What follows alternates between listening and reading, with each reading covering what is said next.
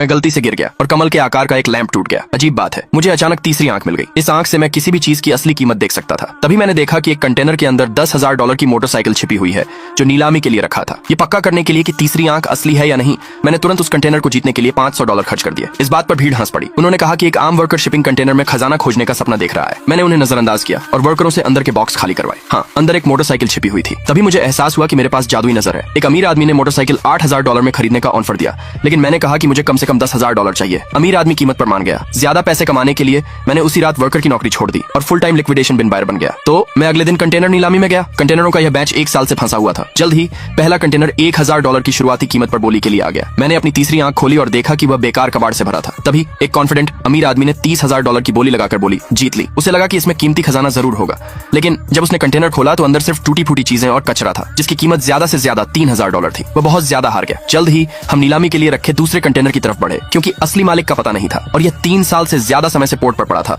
इसलिए इसे बेचने के लिए रखा गया। शुरुआती कीमत अभी भी $1,000 थी। मैंने अपनी तीसरी आंख फिर से खोली और अंदर $6 लाख का हाथी दांत छिपा देखकर हैरान रह गया। बोली तेजी से शुरू हुई। सबको लगा कि अंदर कुछ भी कीमती नहीं है। आखिरकार यह 3 साल से पड़ा था। यह देखकर मैंने तुरंत इसे खरीदने के लिए $1,000 का ऑफर दिया, लेकिन फिर भी मैंने एक अमीर आदमी का ध्यान खींच लिया। उसने $10,000 की बोली लगाई और मुझे चेतावनी दी कि मैं जानबूझकर कीमत न बढ़ाऊं।